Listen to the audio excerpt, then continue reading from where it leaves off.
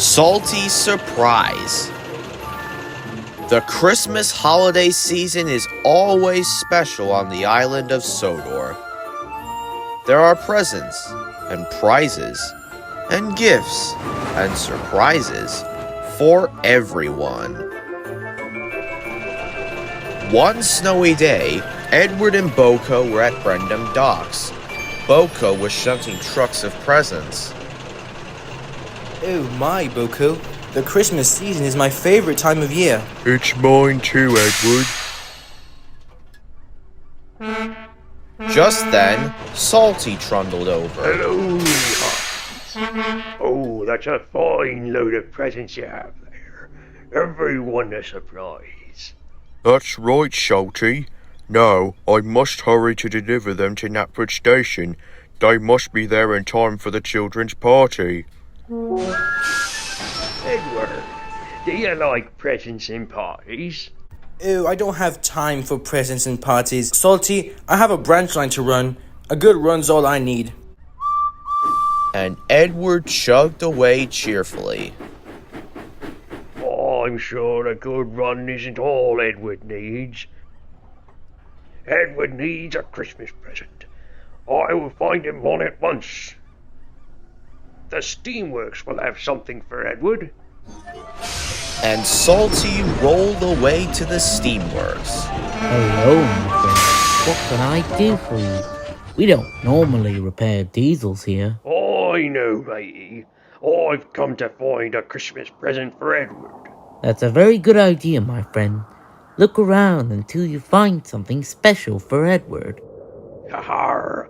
Thank you, Victor. Then, Salty saw Emily. She was shining and smiling with a bright new coat of paint. I used to be green when I first came to Sodor. I'll give Edward a pot of green paint. And Salty raced all the way to Wellsworth Station. He found Edward having a rest in the siding. Merry Christmas, Edward. I've brought you a Christmas present. It's a pot of green paint. Now you can be as green as a Christmas tree. Edward was surprised.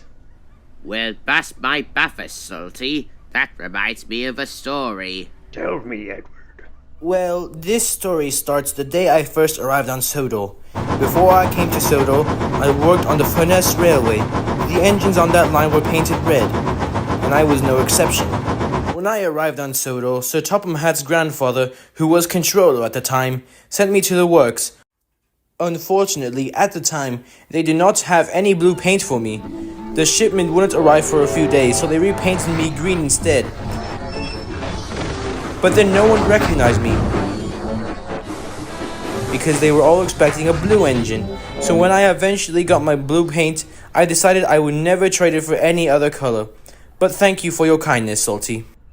That was a good story, Edward. I'll definitely be telling that to Bill and Ben later. I like a good story, me.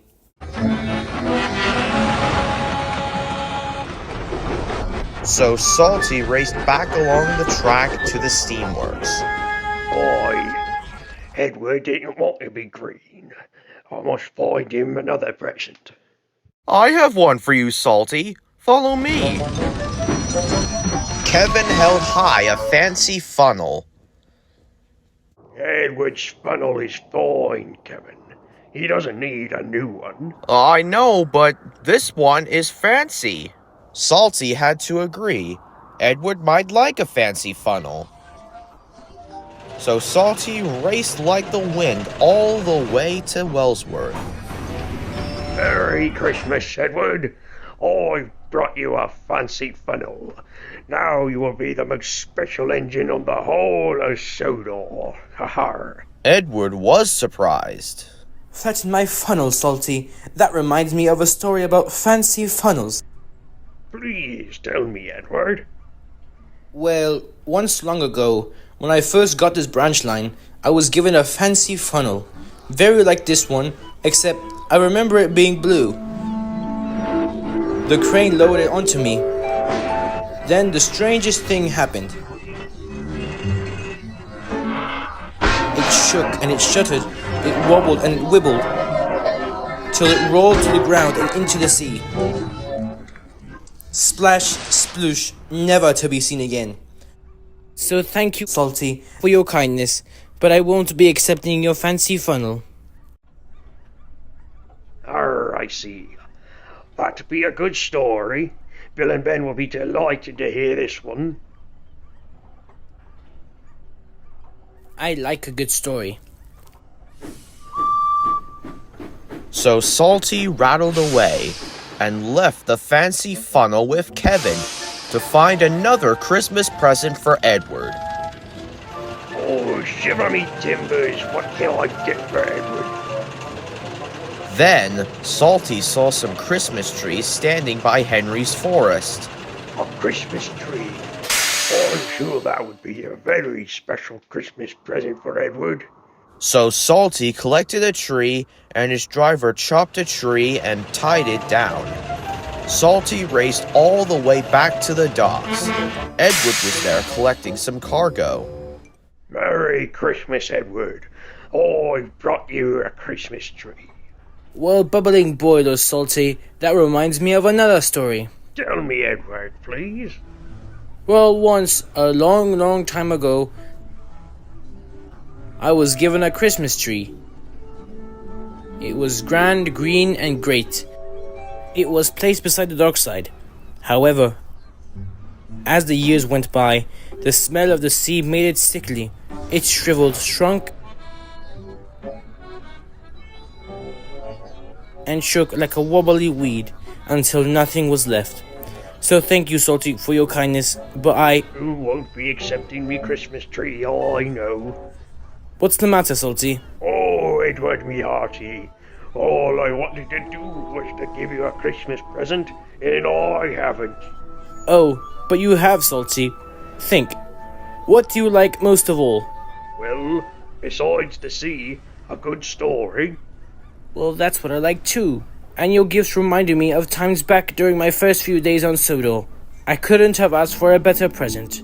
Of course, that's what you've been telling me all along. I've given you a story to tell. And thank you, Salty. Now gather round me, everyone, and listen to my story. So Salty and the other engines gathered round Edward, and Edward began. Once, a kind red diesel wanted to give an old and wise engine a Christmas present. So away he went looking around the island. He searched high and low until he found the present. And what that kind red diesel gave the old and wise engine was just what that old and wise engine wanted. A new story to tell.